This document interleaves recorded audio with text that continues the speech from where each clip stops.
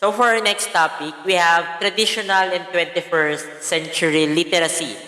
So today, we will discuss or we will compare the difference and similarities between traditional and 21st century literacy. Last week, I already discussed, or during the last video, I already discussed traditional or conventional literacy. Today, we will dig further between traditional and 21st century literacy.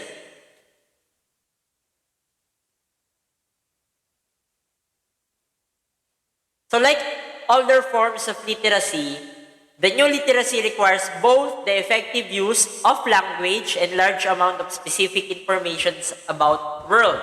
It is according to Hurst, 1988, page 2 to 3.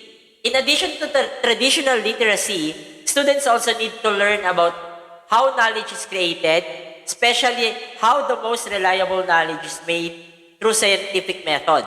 Dati kasi, during the first video, I discussed conventional literacy, which revolves around reading and writing, arithmetic or counting, and speaking and listening.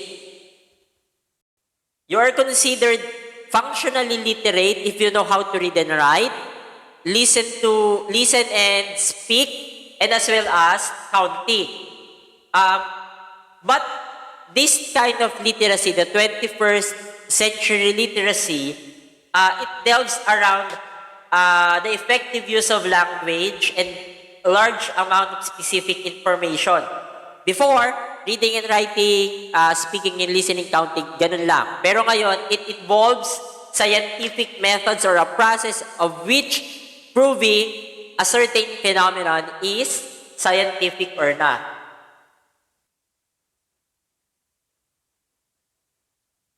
21st century literacy is more than just reading and writing. It is more of a in-depth usage or utilization of reading and writing.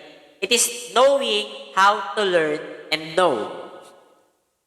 In 21st century literacy, it focuses on a person knowing how he or she can learn. Utilizing scientific research on cognition and metacognition, students need to understand how the brain creates and uses subjective knowledge and the different processes to create objective knowledge. Students need to know concepts, work to define and categorize knowledge, and how concepts can be organized into conceptual frameworks that interconnect facts into larger fields of knowledge. Barber, 2012. So as we can see in the definition, 21st century skills teach us to fully utilize or fully understand how to utilize the basic or traditional literacy such as reading and writing, speaking and listening.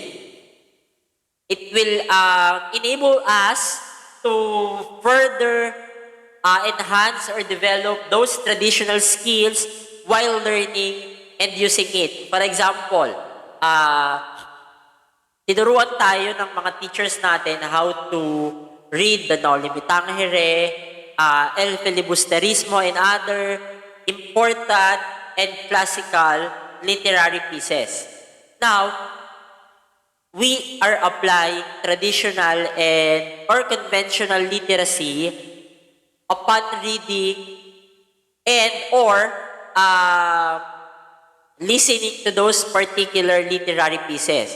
The question is, if we are to use the 21st century literacy, how are we going to transform these literary pieces into a more kapaki-pakinabang mga bagay that will enable us to develop as well our personal or individual knowledge. So, natutunan mo na yung Noli and El Filip. Paano mo siya ngayon gagamitin sa pang-araw-araw ng pamumuhay? Makikita mo na, nung panahon pala ni Rizal, ito yung mga importanteng pangyayari or mga importanteng bagay na naganap. Ngayon, nakikita mo na, nangyayari pa rin pala to sa kasaysayan or nangyayari pa rin ito sa kasalukuyang panahon. Hindi lang pala siya noong panahon ni Rizal, hanggang ngayon nangyayari siya. So, we can apply those literary pieces in our daily lives. Ano pa? Our teachers taught us in elementary how to count, how to use the basic operations such as addition, subtraction, multiplication, and division. Now, how are we going to use it in our daily lives? Diba? Pag halimbawa, nagpupit ka ng sukli, may mga bagay kang tititignan, using mathematical operations, hindi ka lang basta natuto. Ginagamit mo na siya. Next, each 21st century skill is broken down into one of three categories. So, yung 21st century skills, actually those are 12, nahati siya sa tatlo. Una, yung learning skills. Ito yung tinatawag na the 4 C's. Teaches students about the mental processes required to adopt and improve upon a modern environment. So, kasi kaya siya tinawag yung 4 C's, lahat siya nag-uumpisa sa C. And it allows us to further assess our mental processes. First, literacy skills.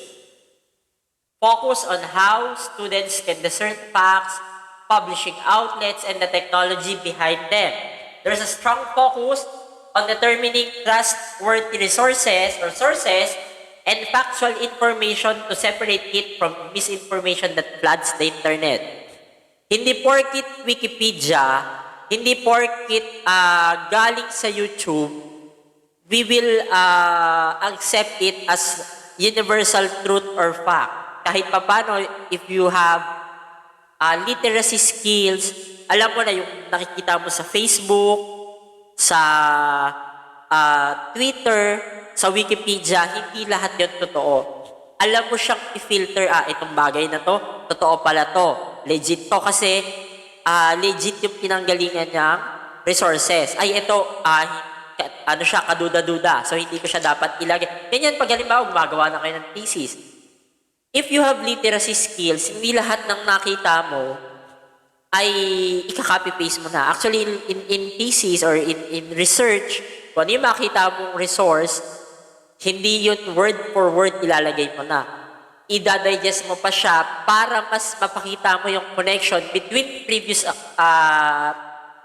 research or studies, kung paano sila connected or related dun sa iyong present studies.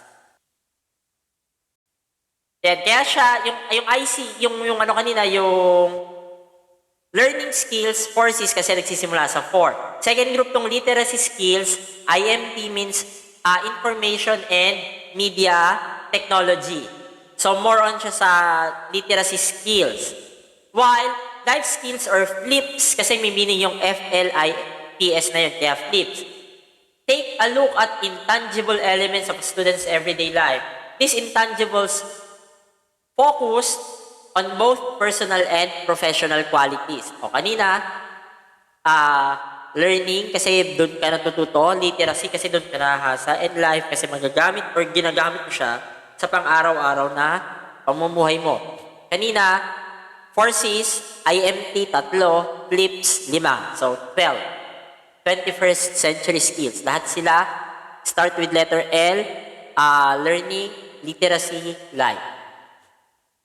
First category, the 4 C's, are by far the most popular 21st century skills. These are also called learning skills. Yun nga yung 4 C's. Isa-isa natin mamaya. More educators know about these skills because they are universal need for any career such as teachers. They also vary in terms of importance depending on an individual's aspirations. First,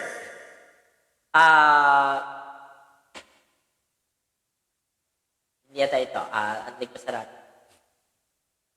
First, critical thinking, finding solutions to problems. So pag critical thinker ka, this is your problem and you find opportunity created from that problem. O for example, in pandemic, if you're a critical thinker, nawalan ka ng trabaho, pero marunong ka sa ganitong bagay, because of your critical thinking skills, matututunan mo yung problema ng pagkawala ng trabaho, may tatransform mo siya into an opportunity of being a businessman or businesswoman. Ano pa? Marami kang problemang kinakaharap. Let's say, palagay mo babagsak ka. Hindi pa naman, pero palagay mo nga babagsak ka na. It is an opportunity for you if you're critical thinker na tingnan, ano ba matututunan ko dito? How can I solve this future problem? Siyempre, yung pag-aaral mo, aayusin mo na ngayon. Kaya kung wala pa kayo nito, parang hindi kayo nakakita ng not just solutions, but opportunities from problems, hindi pa nahahasang yung critical thinking skills. Creativity, thinking outside the box. Ibig sabihin, pag sinabi natin thinking outside the box, ito yung iniisip ng lahat. Pero ikaw, ito yung gagawin mo. For example, have you watched the film Three Idiots? Amir Khan, or yung character ni Rancho or ni Amir Khan, is always think outside the box. Parang iniisip niya na, for example, yung ngayon, ginawa niya yung sa pag-ihi sa, di ba, yung pag-mihi yung isang tao or yung lalaki, nung ginamit niya yung kutsara, parang nakuryente. So, thinking out of the box. Kita niya na, iihian niya yung, yung pinto ko, kailangan kong mag-isip. Naisip niya, gagawa siya ng simple conductor of electricity just to avenge or yung ginawang pag-twist off or pag-ihi sa kanyang pinto. So, that's thinking outside the box. Ano pa? Di ba yung ginawa niya na although kalokohan, nung nalate siya ng pagpapasa ng exam sila, dahil hindi nga sila kilala ng professor nila, ginulo nila yung test paper. So that is thinking outside the box. Kayo, paano kayo nag-think outside the box? Diba? In everyday life. For example, conventional way of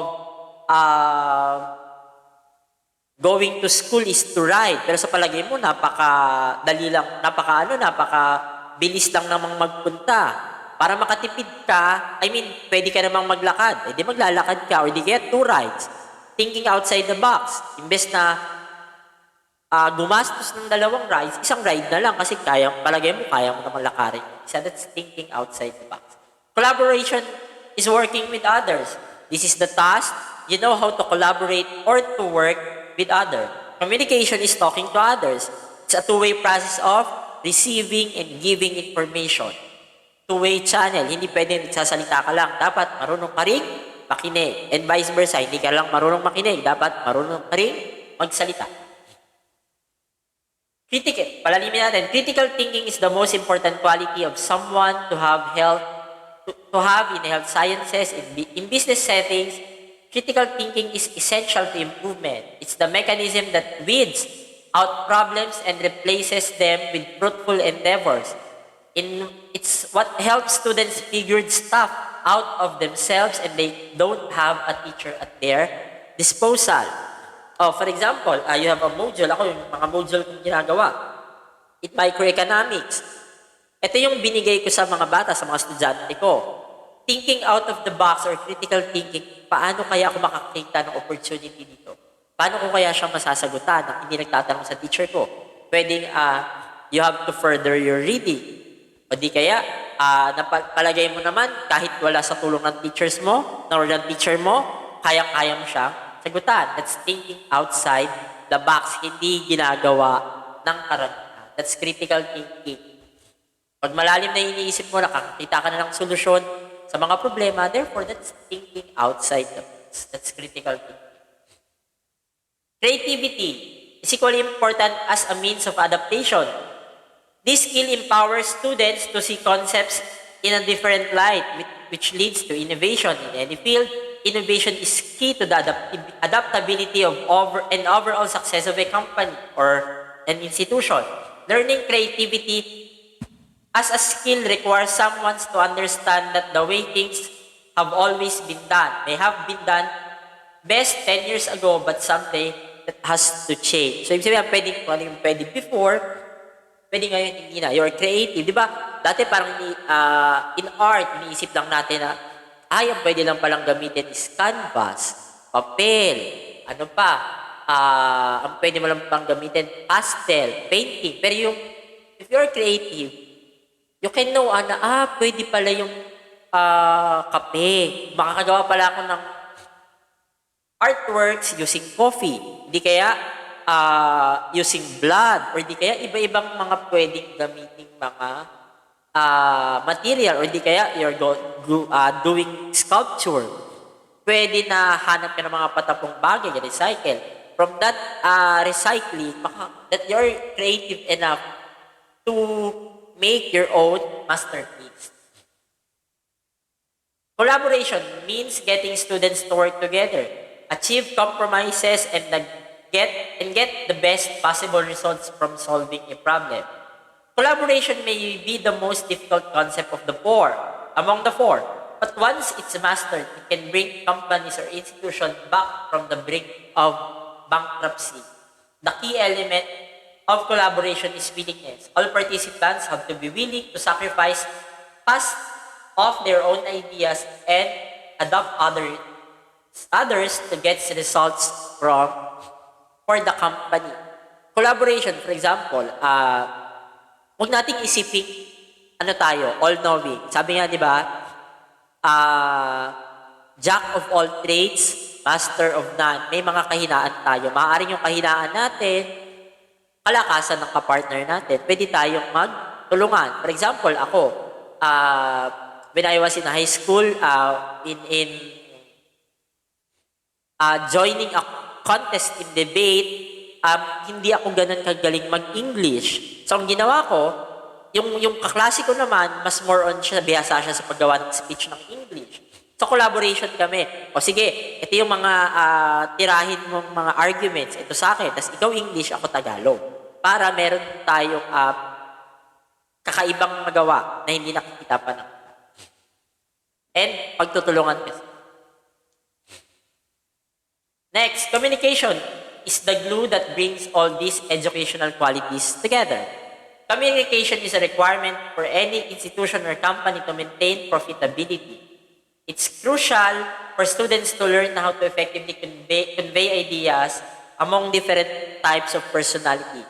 Minsan kasi meron tayo tinatawag na stage fright or mic fright. Ibig sabihin, takot ka magsalita sa harapan ng ibang tao. Naku-conscious ka kasi palagay mo, parang ang pangit-pangit ko tingnan sa harapan ng ibang tao.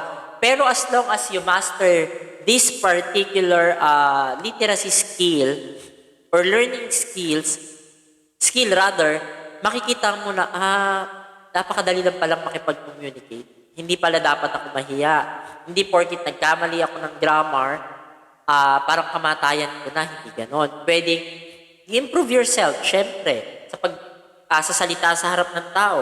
Lalo na kung hindi ka mahilig or marunong magsalita, pakeme-keme ka, wala kang mararating eh. Minsan kasi may power na dala yung mga words. You can encourage, you can persuade other people by means of saying important things. So, dumarating ka sa punto na gumagaling ka when it comes to communication.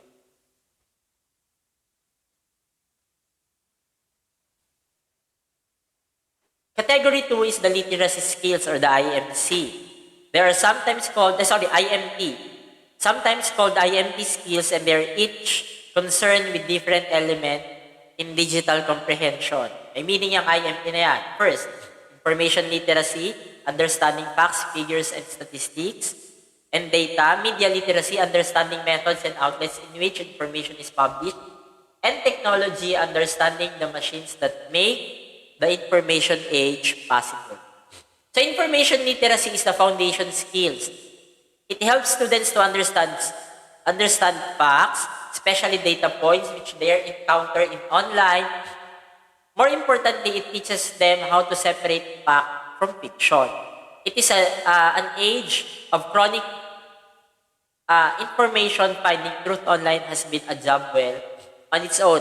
For example, di ba tinuturuan tayo ng mga teachers natin how to read or create graph, maps, how to transform data into a more comprehensive and useful one. Sa thesis, balikan natin. If you have information literacy, you know how to transform or to interpret data in order for it to be usable.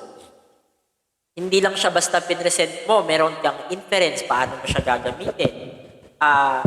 Elementary or high school, tinuturuan tayo ng outlining para, halimbawa, yung isang buong paragraph, ginagawa natin siya, dinadigest natin siya, sinasummarize, para pag nabasa natin, naka-outline na siya. Ibig sabihin, yung mga points were presented logically. Media literacy is the practice of identifying publishing methods, outlets, and sources while distinguishing between the ones that are credible and the ones that are not. Just like the previous scale, media literacy is helpful for finding truth in a world that's saturated with information. This is how students find trustworthy sources of information in their views. So kapag nagsisearch tayo ng mga importanteng mga bagay or mga information, alam natin na pag dito pala nanggaling or pagkaduda-duda yung kanyang tawag dito yung kanyang pinanggalingan, hindi mo na siya gagamitin or hindi mo na siya pag-aaralan pa. Halimbawa, nakita mo, sinabi na, di ba yung mga balita lagi, si Bong Revilla daw namatay na dahil sa COVID, or before nga, si Dolphy, sinasabi namatay na. Point is, pag alam mo na yung pinagkuhaan is legit, paniniwalaan mo. Or kung hindi, hindi pa totoo yan, so hindi ko dapat i-share. Ganun lang. Be responsible din para sa atin yan sa araw-araw. Sabi nga, think before you click. So bago mo ipakalat yung isang bagay para hindi ka maging purveyor o tagapagpakalat ng fake news, susuriin mo muna kung totoo ba siya or hindi, kung tama ba siya or hindi. Technology literacy goes another step further to teach students about the machines involved in the information age. As computers, cloud programming, and mobile devices became more important to the world needs more people to understand these concepts. Di ba kaming mga pinanganak or mga millennial na ipinanganak between 1980s, late 1980s hanggang early 2000s. They are called digital immigrant. Ibig sabihin, pinanganak kami may computer na, pero hindi pa ganun rampant yung paggamit. Pero yung mga digital natives, alam mo, yung mga kapatid natin, mga anak natin na ang hilig na sa gadgets, yun na yung kinalakihan nila, they were digital natives kasi pinanganak silang nagagamit na yung technology. Tayo, we need to equip ourselves with different skills, capabilities, just to understand how technology works. Pero yung mga bata, dahil nakita na nila tayo, nakakasanayan na nila, natututunan na nila, nagagawa na nila. Ako, I remember before, ang computer noon, yung paggamit ng Facebook, ng Twitter, hindi pa ganun kalaganap or widespread. Wala pang ang GC noon. Kapag kami, so nakikita nila tayo paano natin ginagamit yung mga gadgets. Na-adapt na nila, unlike tayo noon, kailangan parating mag-search ng mga bagay, how we can use this. So yun yung pinagkaiba ng digital natives and digital immigrants. Pero hindi naman ibig sabihin na digital immigrant ka, hindi ka na matututo. Siguro yung mga digital alien na talagang alienated sila na ayaw talaga nilang gamitin yung technology, lalo na yung mga matatanda. Kasi para sa kanila, it's too complicated, pero para sa atin, natututunan natin siya unti-unti. Before, yung paggamit ng, halimbawa, Meet, Google Classroom, or the online class, lahat tayo nangangapa. Pero, along the way, because of technology literacy, nakakasanayan na natin siya. At iba't iba yung way natin to respond. Halimbawa, sa edad namin, medyo okay pa, nakakaya namin kasi pinanganak na kaming may ganito na. Pinanganak na tayong may ganito na. Pero yung mga oldies na teachers, nahihirapan sila kasi nga, bago-bago para sa Category 3 are life skills or tips. It is the final category which pertains to someone's personal life, but they also bleed into professional settings. Leaps first, F, flexibility, deviating from plans as needed, leadership, motivating a team to accomplish a goal. Initiative, starting projects, strategies, plans on one's own, productivity, maintaining efficiency in an age of distractions and social skills, meeting and networking with other for mutual benefit. Pag sinabi natin flexibility, it is your way or ability to adapt to changing circumstances. This is one of the most challenging qualities to learn for students because it's based on two uncomfortable ideas.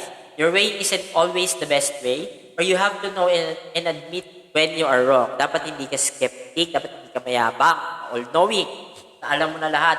Pag flexible ka, for example, ngayon, flexible tayo kasi dati, akala natin face-to-face learning or yung physical learning is okay. I mean, hindi na siya mawawala. Pero because of pandemic, lahat tayo nag-adjust, lahat tayo inayos yung sarili natin to be adaptable sa pagkakaroon ng online class. Flexibility yun. Flexible ka. For example, sa amin sa teaching, yung ibinibigay sa amin na dating ganitong subject, matagal na ito yung tinuturo namin. Inilipat kami sa panibagong learning areas. Halimbawa, dati nagtuturo ako ng world history. Bigla ako inilipat sa economics. As an adaptable person, kayang-kaya ko pa rin siyang ituro or pag-aralan. Kasi I have a flexible personality na hindi lang ako dito natututo. Pwede rin. That's flexibility. Hindi porkit, ito yung way ng itinuturo mo yung isang bagay, ito yung best way. Baka may iba pang paraan. Pag alam mo na mali ito, dapat alam mo siyang itama. Or kung hindi siya yung best way, alam mo siya dapat itama. Leadership, someone's penchant for setting goals, walking a team through steps required, and achieving those goals collaboratively. Whether someone's seasoned entrepreneur or a fresh hire just starting their careers, leadership applies to career. Entry-level workers need leadership skills for several reasons. Sabi nga, a good leader is a good follower. Dapat, ikaw yung model, ikaw yung tinitignan, ikaw yung ginagaya. Kung hindi, may problema ka. May problema sa'yo. Hindi ka leader, isa kang boss. You know how to discover, develop, and utilize the talent of your teammate. At hindi porkit ka team ka, hindi ka na rin pwedeng maging leader. Kaya ka nga may leader at tinuturuan ka ng leader mo paano maging leader kasi time will come. Pwede kang ikaw naman yung maging leader. Or kapag dumating sa time na ginusto mo, pwede kang maging leader. Handang-handa ka. Capable ka. Initiative, leadership alone isn't enough to get ahead. Though, true success also requires initiative. Requiring students to be self-starters. Initiative only comes naturally to a handful of people. As a result, students need to learn it to fully succeed. Kapag may initiative ka or may pagkukusa ka, kahit hindi sabihin sa'yo gagawin. For example, you're a leader thinking just for this. Magkakaroon ka ng initiative na parang baka pwede to suggest tong ganitong bagay. At least, that's initiative galing sa'yo. Ikaw yung magpapaumpisa kahit hindi ikaw yung leader. And that is a concept related, syempre, sa leadership. Dapat may pagkukusa.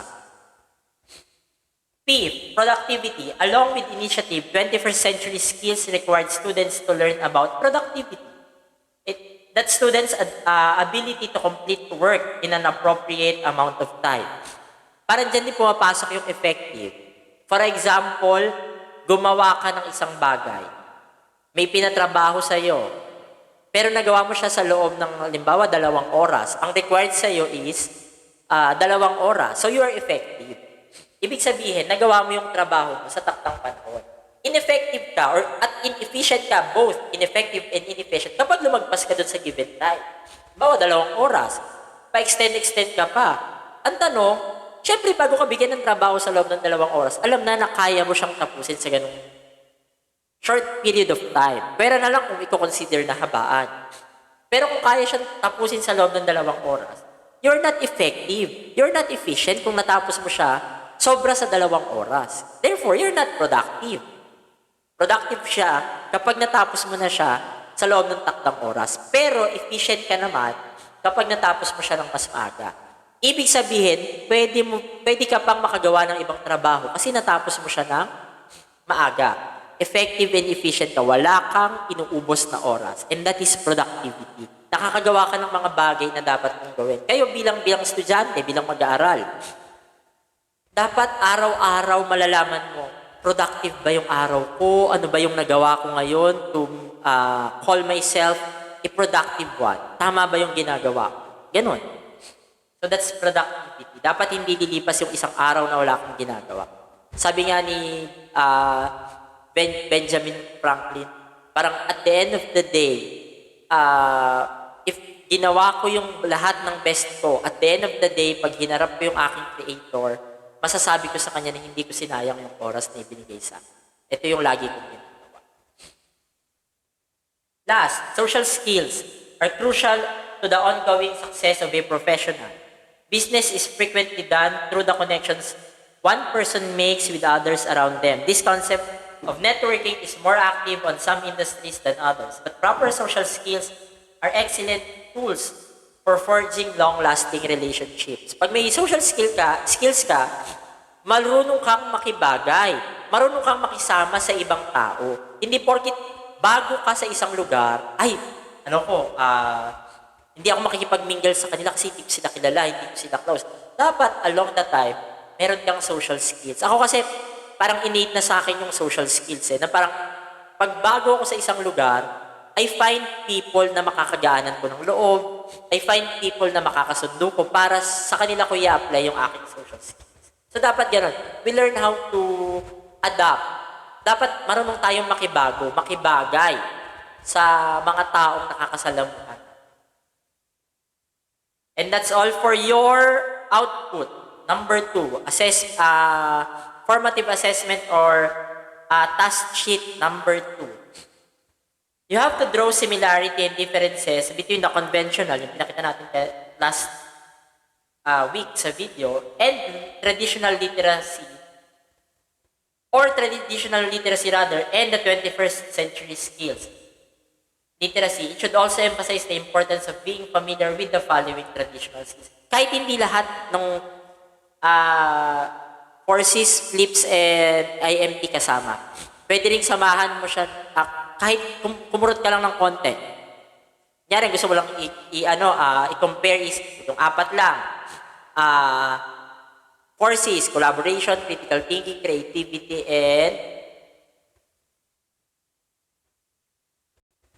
and communication. I-compare mo siya sa reading, writing, listening, speaking, arithmetic.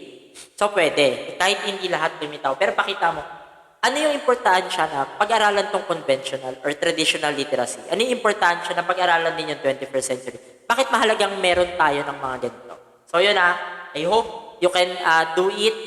You must pass it next week. I already gave the instruction in your GC, and I will put this particular video in YouTube. Link will be available on Moodle together with the week 2 of the Moodle. That's all. Thank you and God bless.